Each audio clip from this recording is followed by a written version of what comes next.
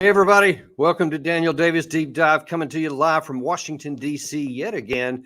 And we've got, as usual, we've got a great guest for you today, more like a friend of the show, Tony Shaffer, who is a retired lieutenant colonel, combat veteran, and host of the podcast, The Hard Truth, and then author of, don't you have a new book out, don't you? Am I thinking correctly? No, nothing new. Just Operation Dark Heart and the That's last right. Yeah, one. the big one there before, but now this new show where you look super cool, and I wish I could look as cool as you. But that's a separate issue, which I've got to work out with my therapist. But anyway, glad to have you back on the show, Tony. Danny, it's cigars and pull-ups. That's how I do it. So I, just a combination. yeah, I mean that's a good regimen. I think I should follow that. But so we're here today. We're gonna talk about a situation that a lot of people don't want to talk about in the United States today. Especially, they like to keep focus right now on this horrible war in Israel and Hamas, which I'm sure that you and I are going to talk about in subsequent episodes here. But today we're going to talk about what's the back burner, which is the Russia-Ukraine war. And that's not going as well as some of our senior leaders talked about. In fact, in recent news here, there's been lots of problems with reports of extremely high rates of casualties on the Ukraine side, much more than what's been admitted to. Lots of dispute internally between Zelensky and his commander-in-chief Zaluzhny, problems with trying to recruit people, and the bottom line, no progress on the battlefield. How do you see this thing as of now after this summer offensive and before we get into the winter? Well, and there's a really bad winter storm over there right now, which is really mucking things up as well. So let's start with so much there to jump into. It's like a smorgasbord of propaganda to sort through. So let's start with, I guess, the issue relating to Zaluzhny and Zelensky. So there's a lot of reports right now, Danny, I think all credible, that there's an immense power struggle going on for the direction of the strategy and of how to defeat Russia and Ukraine. Well, the bottom line is there's no strategy. And I think this is what's plagued them from day one. And I'm going to say something here that may upset, I don't think it'll upset your audience. I think it'll upset the mainstream media folks. General Omar Bradley once said, professionals focus on logistics, amateurs focus on strategy, and this is true by the fact that you can be the bravest soldier on the battlefield, but unless you have bullets to go with that bravery, it's not going to work. And what happened with Ukraine? While they had some of the bullets, they didn't have the correct combination of bravery, bullets, and essentially what I would say competent military leadership. We're going to get into that a little bit later, because a certain guy named Petraeus, I think, was one of their senior advisors. I think he's been overrated and under criticized, if you will. But we'll go through that. So what I'm trying to say here is that the very things that plagued the Nazi Germans, I just said it, regarding how they sustained themselves against the Soviets, are the same set of issues the Ukrainians had to face regarding the current Russian onslaught. There are, history does not repeat itself, but it likes to rhyme. And I think there's a lot of rhyme here, because ultimately the Ukrainians chose to employ tactical maneuver in such a way that they never were able to lay a glove on the Russians. They gave the Russians time to establish layers of defense. I mean, layers, Danny. It's like layer miles and miles of layers. Miles. And then they chose to do something. The Germans ended up losing pretty much the effect is they had no aviation. Yeah. Over World War II, during 42, 43, 44, especially into 44, the Soviets dominated the airspace, and Nazi Germany had pretty much nothing left, especially regarding logistics. So everything, again, there's no direct analogy here. I can't do a one-for-one, but I'm telling you there are themes which relate to how the Soviets were able to overwhelm and defeat the offensive power, not defeat the German army. I'm not getting there yet, but defeat the offensive power of the Nazi army. And then from 43 onward, 44, 45, It was just a wash. And you know, Tony, similar in the Western Front, especially following D-Day in June 1944, Right. the lack of not Aviation. air power meant that their armored forces could only move during the nighttime Right. or in bad weather, and without good air defenses or their own air power. I mean, the end was doomed, no matter how much more they fought. I think And that then we're in a similar situation. yeah, and then fast forward to the current tactics of the Russians. They've now mastered drone. What do you call drone use? It's like a drone, it's like aviation's aviation, but they have now figured out how to adapt this new technology called drones, and they're using it very effectively at every aspect. So the Russians really were behind on that at the beginning of the war. Yeah, now definitely. they're masters of it. They figured it out. So like you said, Danny, if your adversary is only able to kind of move at night, not well, they are limited regarding surveillance capabilities. And then now there's something called drones, which did not exist during World War II, which is a new technology that pretty much was introduced into the battle space since I remember getting a briefing as a very young second lieutenant in 1983 on the coming of drones and remote piloted vehicles. Yeah. So that trend started in the early 80s, and here it is, being fully implemented. The Ukrainians were defeated on all fronts before they ended up on the battlefield, Danny.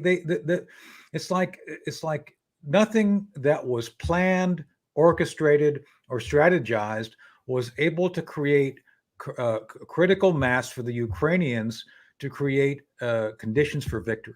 And yet somehow because we recognize this, we've evaluated this. And I'm sure your audience knows, you've been out there talking about this. Doug McGregor's been out there talking about this. I've been out there talking about this. The numbers don't add up. You cannot change the fundamental math of defeat. You can't do it. It's not possible.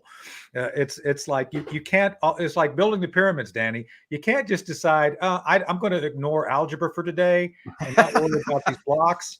And we're just going to take it on faith that the pyramid's going to support it. So, it doesn't work. It doesn't. Yeah. I think that your comment there at the beginning is so appropriate and directly related here, that wars are won by logistics, not even by great strategy. I mean, you got to have both, but if you don't have logistics, strategy won't do you any good. And this issue with drones is a big issue because Ukraine has drones. They have some, but the amount that the Russians are making and building and getting from other sources is dwarfing them. Plus their technological advancement with EW that's actually minimizing the capacity of the Ukrainian arsenal. They just can't match it. So the math just won't work, no matter how brave the soldiers are, and they are brave. Another lesson from history, and I'm going way back, and there's a reason why I'm doing this. Just hang along for a second. During the Civil War, the United States Army, U.S. Army, adopted something called the Anaconda Strategy. You can Google it. Your audience can Google it. Basically, Lincoln and the generals figured out, Secretary Stanton figured out that we're going to have to squeeze the South. We're going to have to put them into essentially a restraint.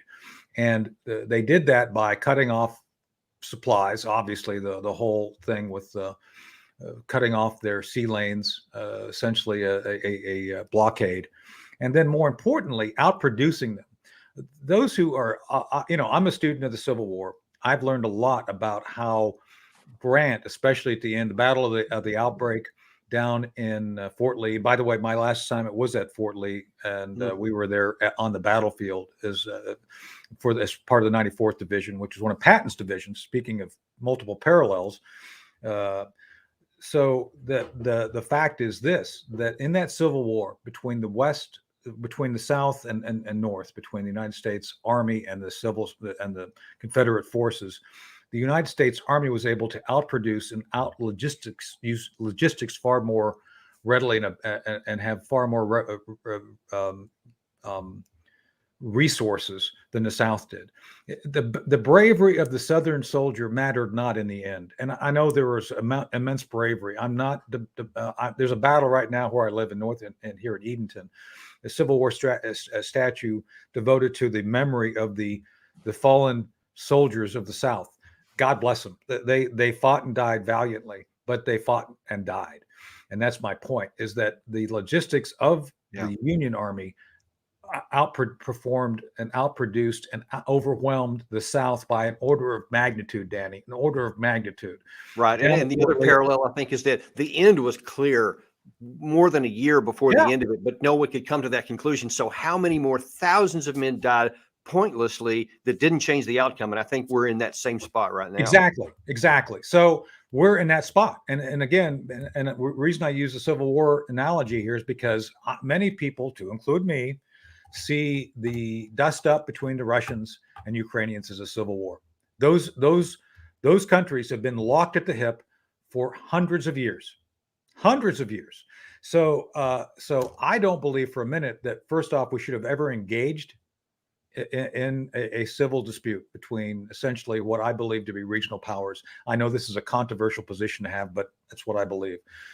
I think we should have been helpful to both sides, try to find a way to essentially negotiate and support getting them through to basically not have conflict. And when that failed, to jump in and only be helpful to create space for negotiations, not for engagement regarding military operations. And here we are. We spent billions of dollars, $113+ billion. We got nothing out of it, nor will we. And you have a whole generation of men, mostly Ukrainians, who have died. And to what benefit and to what end?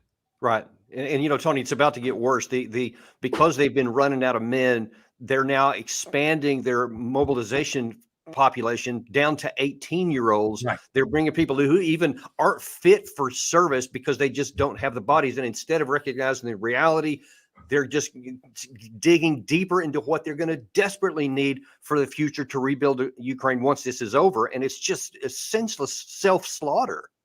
I think there's another nation that went through this, 1944, 45, Germany. They started going and digging deep into underage children and old men to try to stop the onslaught of the Russians. Again, history does not repeat itself, but it certainly likes to rhyme, and this is another rhyme. So I know we're all over the map today a little bit, at least I am, but I'm trying to basically pull valid parallels out of history and apply them to this. And maybe this will be educational to our Army generals, Danny, because I don't just come to conclusions based on tea leaves.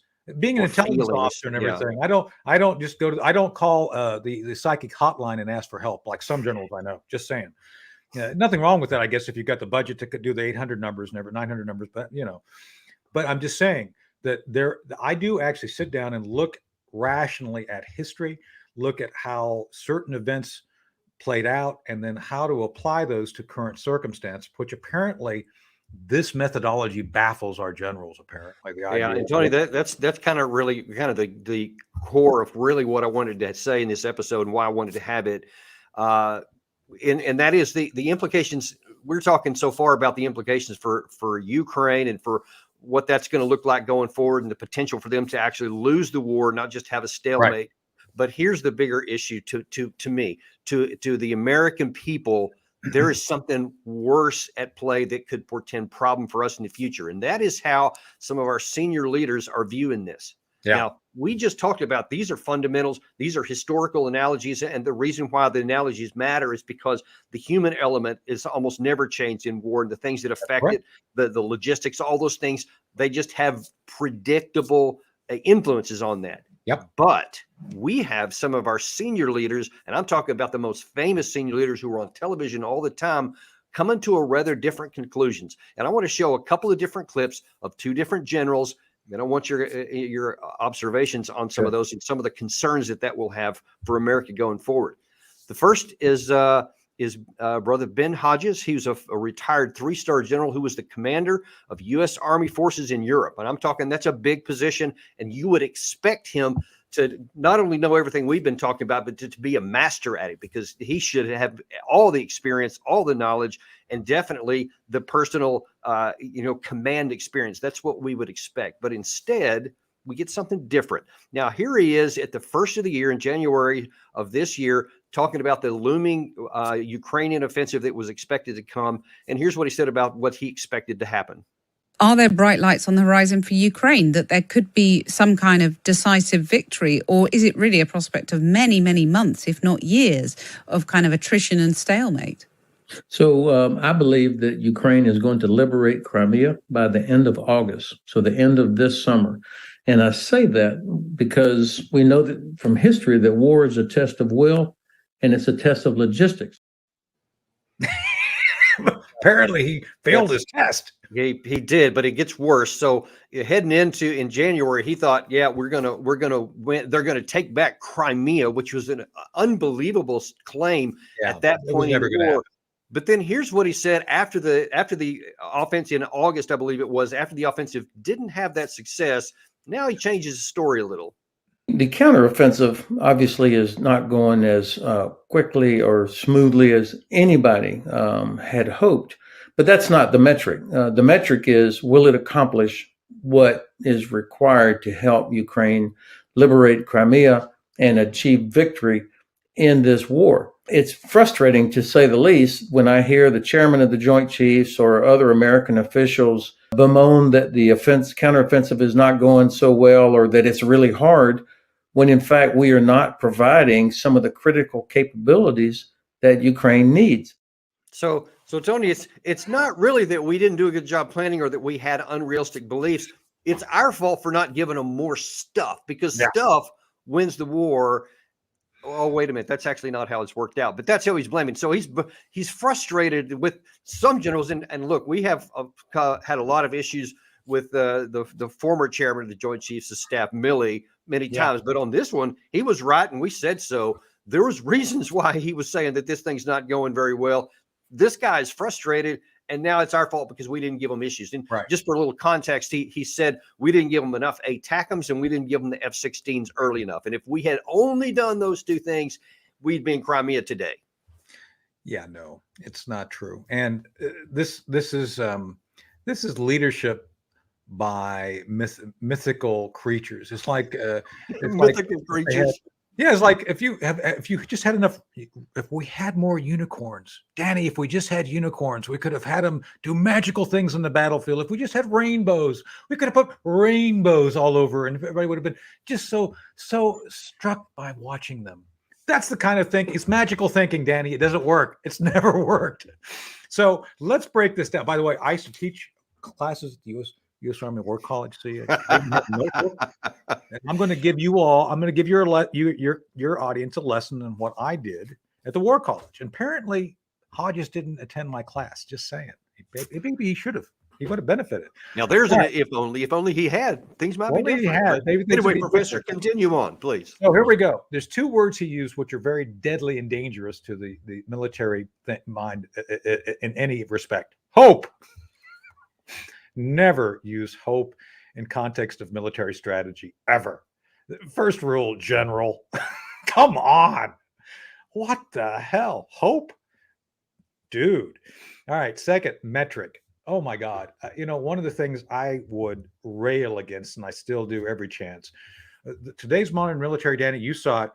We want to categorize things and manage things by really nice check marks. We want to do check marks. We don't want to do, it's like in college. You remember when college, everybody wanted to do multiple and like the multiple choice. We don't want to do the essay. I always like doing the essay because it gives you ability to explain yourself. And think, by the way, you have to be able to think on those, but I digress. That's right. And that's what's lacking. So they want to do multiple choice. So all these generals want multiple choice. They don't want to actually think. And so metrics is how they've established a system of phony baloney accountability. Remember the movie Blazing Saddles? Phony baloney jobs. Governor Lepidome. Not that I'm saying our generals are like Governor Lepidome. Maybe a little bit, but not all. But in the context of this conversation, they've established something called measures of effectiveness, MOE. They've now put these metrics in place so that you can do a dozen different things based on an artificial standard. Oh, you did you polish your boots, Danny? You did. Oh, it's a check mark. Did you go and not eat too much gravy and grits at the chow hall? You didn't. That's good. That's another check. Good but point. Did you actually kill the bad guys and win the war? No. But we're not measuring against that. We're not measuring against performance. We're not measuring against measures of performance. That is such an important point. Yeah. So I used to teach this, and maybe that's why I'm not invited back to teach anymore, just saying. But anyway, because my friends, my former shout out to the commandants who support me, Tony Kukolo and Colonel and General Kim. Love them to death. I'm not mad mouthing them because they actually had me up there doing stuff. I'm saying that the Army does not like the idea of being told that the standards they've established, measures of performance, does not reflect well on their ability to win wars. And Hodges is a victim of that, and Petraeus is a victim of that. They've established this alternate universe where, as long as they establish, as I'm the general, I once told Tony Zinni to his face that generals often equate rank to wisdom, and it's not true. And people on the television do too. And I, to a large extent, I don't blame them, because they see a guy who's got 4 stars on his chest. Well, of course you can't get to be a CEO or the head of some corporation unless you've gone through the steps and excelled at each step. That's the belief. Only the best and the brightest get brought up, so they must be, ergo what they say, because I don't know, I didn't serve, so they would say he did, so he must be great. But unfortunately, the common sense of looking, here's the big problem, and the reason why, Tony, we have shown what we did, and we're about to show something on Petraeus, is because we need to say, here's what they said, here's what happened or didn't happen. People need to be held accountable and understand that rank doesn't equal wisdom. Right. So on that point, I just want to basically put the exclamation point on my point. The military leaders of today worship mediocrity. That's what the standard is. It's being mediocre. And the generals who currently serve, for the most part, and I include Mark Milley, Hodges, Petraeus, have become politicians in uniform. They're not generals. As a real general has to have the courage of their conviction to say what they truly believe is good military strategy and advice. I know a few of those generals. They're few and far between, because so much has been placed on a military education. To your point, Danny, all these people go through all the academies and they get all the different diplomas, and they must be smart. They attended academic institutions which gave them pieces of paper. Okay. If you think that's wisdom, then that's fine, but it's not. And then, and honestly, Tony, just what I'm about to show is going to just demonstrate that graphically. Now, I'm going to show again 2 clips from Petraeus, both before the counteroffensive began in the summer and what he said toward the end of it. But I want to make clear, this is not just picking on these 2 guys. There are a bunch more we could have picked in there. This is consistent. But here's the first one from Petraeus right before the offensive began in May of this year. General Petraeus is very interesting because, A, he's a former military commander, so he knows about offences, but also he's plugged in here. He saw President Zelensky yesterday. And in my interview, what struck me was just his sheer confidence about not just the coming Ukrainian offensive, but also his very bleak assessment of Russia's fighting capability. This is just a flavour of what he told me. The Russian winter offensive has failed to achieve its objectives.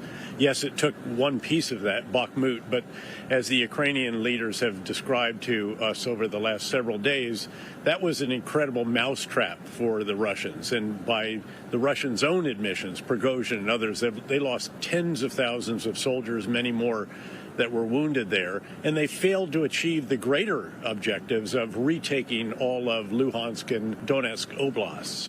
I believe that we'll see for the first time in this war on either side the achievement of true combined arms effects. In other words, the results of tanks protected by infantry against anti-tank guided missiles, artillery and mortars keeping the enemy's heads down, engineers reducing the obstacles, breaching these fortifications that the Russians have established, air defense keeping the Russians off the Ukrainians, electronic warfare jamming the Russians' already inadequate command and control facilities, and all orchestrated by very, very good Ukrainian command and control, and also using drones out over the Russians to attack them in depth with the precision munitions that the U.S. and U.K. and others have provided. And this, I think, is going to break the front lines.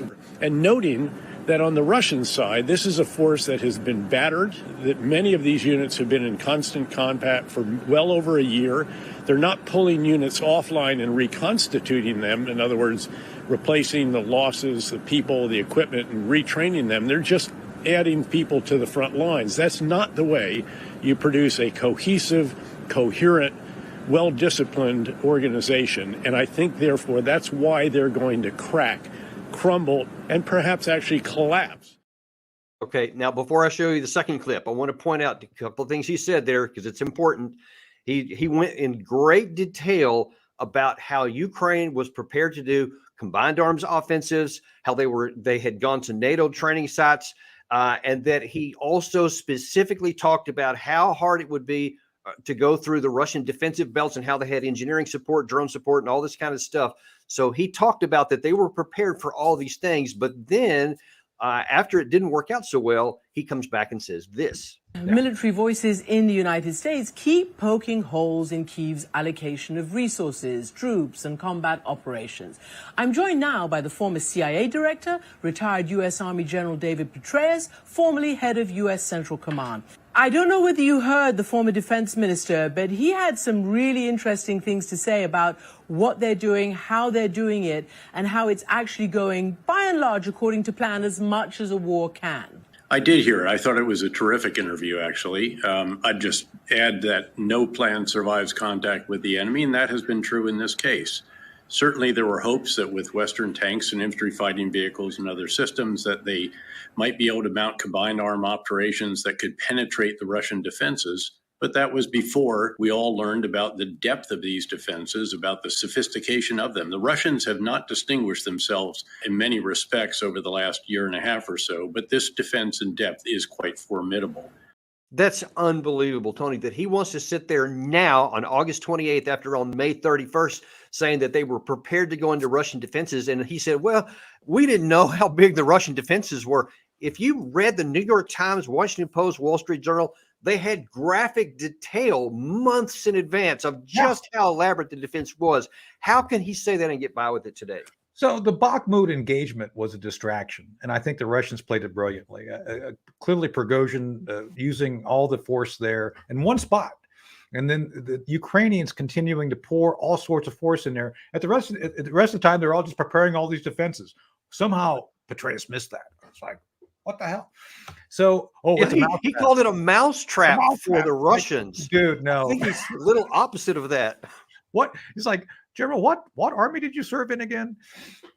Just say, it's like, wow. It's like, and now he's trying to explain, oh, well, I really am not incompetent. I just misinterpreted things. Okay, it's kind of the same thing, but okay. So, and then some other words he used here, you know, the whole combined arms training. Danny, they did not do combined arms training. I know combined arms training. You know combined arms training. I don't know if you ever went to a Reforger. Reforgers are combined arms training. I did all that. Reforgers, that is the ultimate expression of our confidence and a capability with our allies. And I've been saying, if you want to get our... By the way, real quick, Reforger, for those who may not know, was during the Cold War, we would send hundreds of thousands of troops over and literally maneuver across the European countryside like as if it were a real war. It was a big deal. Oh, yeah. Return of forces to Germany. And I'm a big fan of that. I mean, boy, my first Reforger, I had to go undercover in 85 as a young college kid, lieutenant. That's a whole nother story we could get into someday. But I'd like to hear someday. Yeah, but it was like, boy, to see that both as an individual in it and then to be a planner on it later, man, there's nothing better than that. That's combined arms. That's putting it all together, making it work. What they did, Danny, was a 21st century military planning tactic known as virtue signaling. What they did is they took all these Ukrainians, send them to every single country in NATO. It's like, oh, let's send some people to Portugal. They can play on the Portuguese Army's volleyball team and get some really good experience. And let's send some people to Finland and let's teach them how to use snowshoes. And then they put them all back together and they have the divergent skill sets, which don't actually add up. It's not like a puzzle. You've done like a tapestry of things all over the place that don't fit. So instead of having an interlocking puzzle, doing a reforger where you bring people to, you have people who are trained in different places all over the world. You put them together and you put it together so that puzzle pieces come together and they interlock and you can go do something with that. They didn't do that. They didn't do a reforger model. They did this woke model where let's send people out and hope for the best. Hope. There's that word again. Yeah. That's what they did. They didn't do combined arms. They did virtue signaling. And they thought that, That's such a great point. It is. What's what they did. It's obvious. And then, we didn't have aviation. Did you launch the attack anyway? What the hell is wrong with you? Seriously, they sent a whole generation. I'm sorry, this is a passion of mine, Danny. I'm getting a little bit, but they sent a whole generation of kids to their deaths over bad tactics, lacking logistics, and known flaws within their own strategy, where they knew, oh, we don't have aviation, but we're going to do it anyway. What? Yeah. That was one of the biggest things to me, is that there was so many things. Even Zelensky said that y'all would never do this. You would never attack without that. And we did. And yet you had the Petraeuses, you had the Hodges, you had Jack Keynes. All these guys said that it was going to succeed, and they should, all of them have known there was no rational chance to do it. And we've sent all these Ukrainian men to their deaths. And now that we see the result, you said the results should matter at the beginning of this. It does matter. And when you look at the map from 1 year ago and today, it's identical. There's almost no difference at all, except that the casualty count and the military graveyards are through the roof there. That's the tragedy of this. Right. And I fear much more is coming if we don't learn these lessons. Death, destruction, and devastation that was unnecessary because they've gained nothing. There's a series. Have you seen a series called Blackadder? I have not. No. So Rowan Atkinson plays the Adder, and there's a scene where in World War I, they basically go through all the ages and all the British missteps. You know, the British, they're kind of cool people, except for the teeth, and they have this one episode. I'm going to get in trouble with that, I know. Anyway, they have this one episode where they're talking about the character being dead, getting killed on the battlefield, and they did this great offensive. And after the offensive, they have this big old room where they have a diorama of the battlefield, and they have this big old thing of grass in the center of the room. And so the general walks in and says, "Well, you know, he died valiantly for this terrain." And yes, sir, yes, he did. What is the scale of this map, sir? It's like 1 to 1.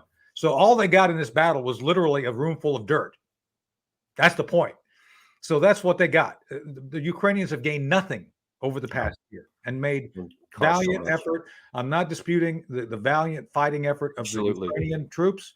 I feel sorry for them because they were fed a load of nonsense, and our generals are responsible. They're responsible for lying to the American public about the prospects and convincing people to invest billions, Danny, of taxpayer dollars into something that was going to fail. And then worse, they advised the Ukrainian leadership to do this without knowing, as Zelensky said, you would never do this, and we would have never done it. And here's the biggest issue, and we'll leave it here for today and pick it up on the next time we have you back on there. But these are the same kind of people who will be advising our current leadership and our current people on any potential American involvement in the future. And these are the same guys that might be making decisions for us. And that worries me a lot about what's going on. It also worries me a lot about the next phase of this war and how many more graveyards are going to have to be dug for this, and again, for no change. And ultimately, I think that it could actually collapse on the Ukrainian side just out of sheer exhaustion. But we'll pick that up on the next one because there is a lot more to discuss here. But we really appreciate you coming on, Tony. Thanks so much. Great ideas, and look forward to continue watching your show here, The Hard Truth. And thanks for coming on today, and we will pick it back up next time. That's all we have for you on Deep Dive today, and we will see you next time.